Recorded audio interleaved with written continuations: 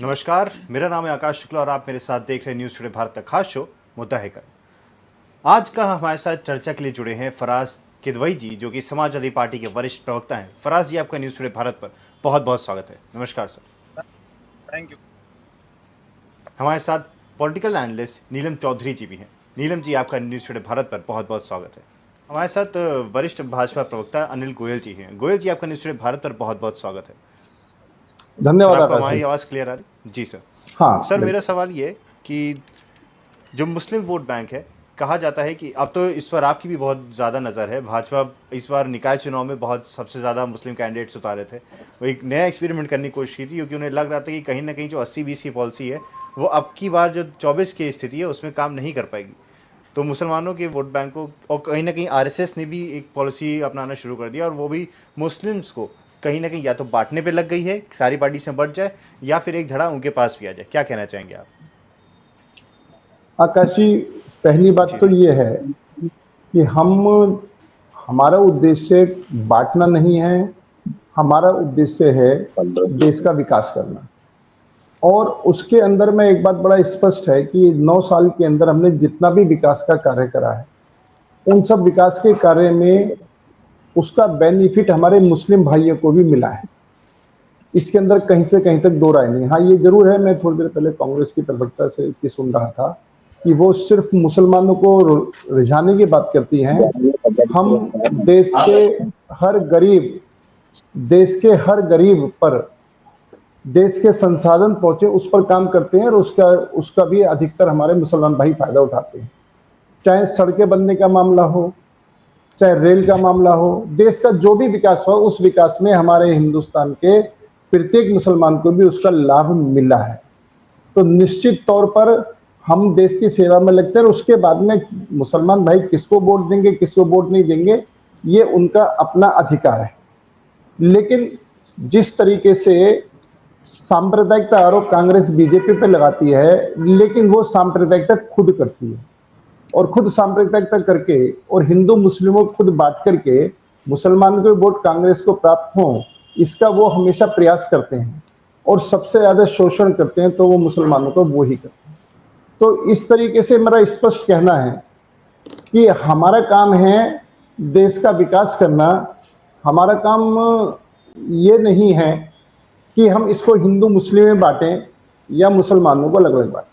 हाँ, मुसलमानों का जहाँ तक अल्पसंख्यक समाज का सवाल है, मुसलमानों का सवाल है, वो उनका अपना विवेक है। वो ये देखेंगे 9 साल के अंदर कहीं कर्फ्यू नहीं लगे, 9 साल के अंदर कहीं दंगे नहीं हुए।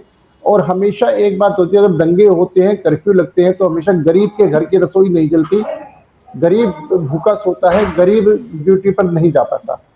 इसलिए ये सोच तो मुसलमान भाइयों के बीच में आनी चाहिए, और उनको भी अपना जो भला किसमें है, देश का भला किसमें है, दोनों बातों ध्यान करके वोटिंग करनी है। ना कि वोट बैंक बन करके जो सिर्फ वोट बैंक बनाकर उसका इस्तेमाल करना चाहते हैं, ये राजनीति नहीं होनी चाहिए। मेरा आपके मंच से भी ये कहना बड़ा स्पष्ट है। और ये बात ठीक है कि आज आपने एक ऐसा महत्वपूर्ण मुद्दा उठाया है, और उस महत्वपूर्ण मुद्दा उठाने के अंदर ये जो मैसेज देने की कोशिश करी जा रही है कि मुसलमान उसी को वोट देंगे जो बीजेपी के सामने मजबूत उम्मीदवार दिखाई देगा, ये जो मैसेज देने की बात कर रही है, ये भी निश्चित तौर पर कहीं ना कहीं मुसलमान समुदाय के हित में नहीं है। ये बात जानी ही नहीं चाहिए। ये बात जानी चाहिए कि मुसलमान उसको चुनता है जिसमें देश का विकास होता है और उसके समाज का विकास होता है। तो ये मैसेज जाना चाहिए, और निश्चित तौर पर हम ये मैसेज देने की कोशिश कर रहे हैं कि हमारे लिए मुसलमान भी हमारे भाई हैं, हिंदू भी हमारे भाई हैं। हाँ, एक का बड़ा विरोध है स्पष्ट, जो आतंकवादी है, जो दंगे करवाते हैं, जो माफिया हैं, वो किसी भी समाज और किसी भी धर्म के हों, हम उनके पूरी तरीके से खिलाफ हैं। और हम देश में शांति बहाली चाहते हैं। देश के प्रत्येक नागरिक तरक्की करे, प्रत्येक नागरिक आगे बढ़े, प्रत्येक नागरिक के हित में काम हो। हमारी पार्टी इस पॉलिसी पर चलती है, हमारी सरकार इस पॉलिसी पर चलती है। और निश्चित तौर पर कोई भी व्यक्ति हो, किसी भी समाज का व्यक्ति हो, अगर वो अशांति फैलाने की कोशिश करेगा, दंगे करने की कोशिश करेगा, आतंक फैलाने की कोशिश करेगा, तो निश्चित तौर पर हम उसे सख्ती से निपटे हैं और आगे भी निपटेंगे। बाकी सब लोगों को साथ लेकर के चलने की हम अपने आप को जिम्मेदारी महसूस करते हैं और सबको साथ लेकर के चलते। जी गोयल जी। नहीं आकाश जी, आपको इस चश्मे से नहीं, हम एक बात पहली बार से और आज तक हम सबसे पहले ये कह रहे हैं कि जो देश का हित में की बात करें और उसके साथ हम खड़े हैं, और वो हमारे हिंदुस्तान का नागरिक है। हम उसके सुख में, दुख में, अच्छे में, बुरे में साथ में खड़े हैं। इसलिए सॉफ्ट और नॉर्म वो विषय हम अगर हार्ड हैं तो पहले भी हार्ड थे, आज भी हार्ड हैं, और वो मैंने पहले भी कही थी, आज भी कही है कि हम हार्ड हैं आतंकवादियों के खिलाफ, हम हार्ड हैं माफियाओं के खिलाफ, हम हार्ड हैं जो भी गलत सोसाइटी है, जो भी गलत चीजें हैं उनके खिलाफ हार्ड है। वो किसी भी समुदाय और किसी भी समाज में हो।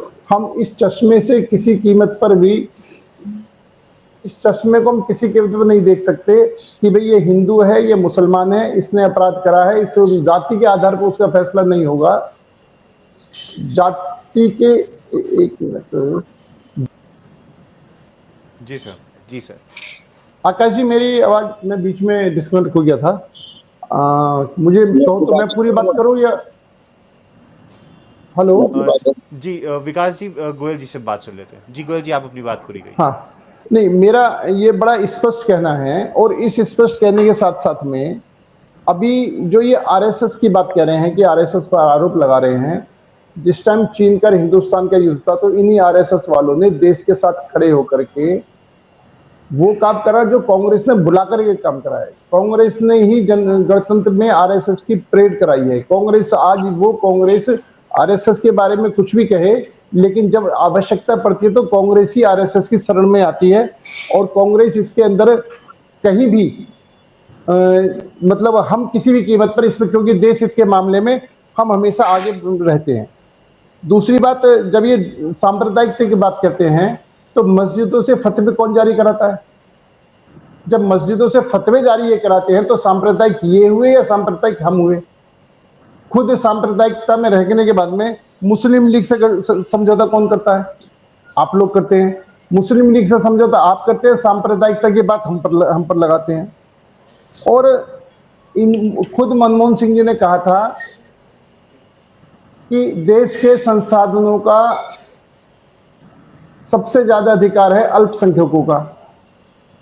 सांप्रदायिकता आप कर रहे हो या भाजपा कर रही है?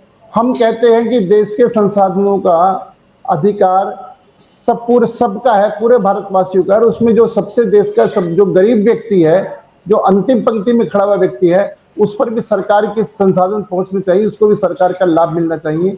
हम कहते हैं ये, आप कहते हो अल्पसंख्यकों का अधिकार है, सांप्रदायिक बात आप करते हो, हम करते हैं। आप ये भ्रष्टाचार के, आप जब भ्रष्टाचार के आरोप लगाते हैं, आपके राजीव गांधी जी कहते हैं हम 1 रुपया भेजते हैं 15 पैसे नीचे पहुंचते हैं, 85 पैसे भ्रष्टाचार की भेंट चढ़ जाते हैं, वो आपके प्रधानमंत्री कहते हैं। और आप भ्रष्टाचार का आरोप हम पर लगाते हैं। हम कहते हैं हम 1 रुपया भेजते हैं, 1 रुपया नीचे जाता है, जिसको हमें देना उसको 1 रुपया देते हैं, 99 पैसे भी नहीं देते। आप जिस पर भ्रष्टाचार की बात करो, भ्रष्टाचार आपके खुद प्रधानमंत्री, मैं ये बात मैं हवाबाजी नहीं कर रहा। जो मनमोहन सिंह जी ने कहा, मनमोहन सिंह का नाम कोड लेकर कर रहा हूं। जो राजीव गांधी जी ने कहा, वो राजीव गांधी का नाम कोड ले करके कर रहा हूं। मैं हवाबाजी की बात नहीं कर रहा बिल्कुल भी। तो इस तरीके से और जहां तक सामाजिक न्याय की बात इन्होंने कही, 2014 से पहले क्यों नहीं कानून बनाया? 2014 से पहले इनको किसने रोका है? 2014 से पहले तो सरकार में ये थे, सत्ता में ये थे, पूर्ण बहुमत पे ये थे, और मतलब इतना राजीव गांधी को बहुमत मिला था जिसकी कल्पना नहीं कर सकते। लेकिन जब राजीव गांधी को बहुत मिला तो उन्होंने अपनी सरकार बचाने के लिए दल बदल विरोधी कानून लेकर आए।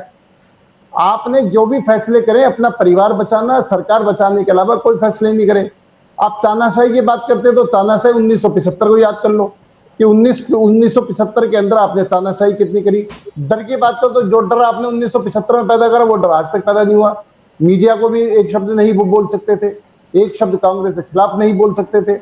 आप अपने टाइम को याद क्यों नहीं करते हो? और दूसरी बात, एक बात और मैं कहना चाहता हूं तानाशाही के विषय में। 92 में बीजेपी की 6 सरकारें आपने गिराई थी। सत्ता का दुरुपयोग उसको कहते हैं।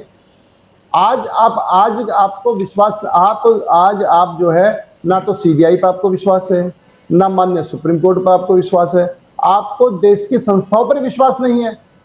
और देश की संस्थाओं को जितना अधिक दुरुपयोग आपके टाइम में हुआ था, माननीय सुप्रीम कोर्ट ने कहा था कि सीबीआई तोता है। किसके राज में कहा था? सीबीआई तोता किसके राज में आ था? कांग्रेस के राज में। और गोयल जी, आज मैं कांग्रेस जवाब दे अपने देता हूँ मुंह इसमें। से, मैं एक बात और पूरी कर दूं, अभी मैं लास्ट में बात कहना चाहता हूं। अभी जी, ठीक समाजवादी है। पार्टी के हमारे भाई, समाजवादी पार्टी के हमारे भाई कह रहे थे, अभी कांग्रेस ने कहा कि धर्म और जाति की राजनीति बीजेपी और समाजवादी पार्टी करते हैं। और आज अभी मंच पे ये कह रहे हैं, और समाजवादी पार्टी और कांग्रेस एक साथ चुनाव लड़ भी चुके हैं और लड़ने की कोशिश भी आगे कर रहे हैं। तो जब इनकी विचारधारा ही एक नहीं है, जब इनकी सोच ही एक नहीं है, जब इनका प्लान ही एक नहीं है, आपस में लड़ रहे तो किस तरीके से देश को आगे बढ़ाने के लिए काम करेंगे? तो आपस में लड़ेंगे। सरकार में सिर्फ सत्ता चाहिए, सत्ता के अलावा कुछ नहीं चाहिए, कुर्सी चाहिए, कुर्सी के अलावा कुछ नहीं चाहिए। चाहे बेमेल गठजोड़ हो, चाहे जैसे भी गठजोड़ हो, हमको गठजोड़ करने वाली बात है। और ये जो सांप्रदायिक की बात कहते हैं, तो भैया राम भक्तों जी, पर फराज जी गोलियां भी कुछ तो, कहना चाह रहे थे, गोयल जी। राम भक्तों पर गोलियां समाजवादी पार्टी ने चलवाई हैं। जी, वो भी गोयल जी, हम इनको जवाब ध्यान दे होगा। देते हैं। आप सब हमारे साथ जुड़े, न्यूज़ टुडे भारत पर जुड़े, इस डिबेट में जुड़े, उसका बहुत बहुत धन्यवाद। मिलेंगे हम आपसे एक नए विषय के साथ, एक नए पैनल के साथ। तब तक के लिए देखते रहिए न्यूज़ टुडे भारत। नमस्कार।